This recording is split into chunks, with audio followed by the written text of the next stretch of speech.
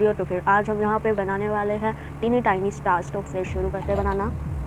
सबसे पहले हमें एक पेपर स्ट्रिप ले लेनी है। इसका साइज़ मैंने दे रखा है, तो फिर आप देख करके उतनी पेपर स्ट्रिप काट सकते हैं। सबसे पहले हमें इस पेपर में एक गठान बांध लेनी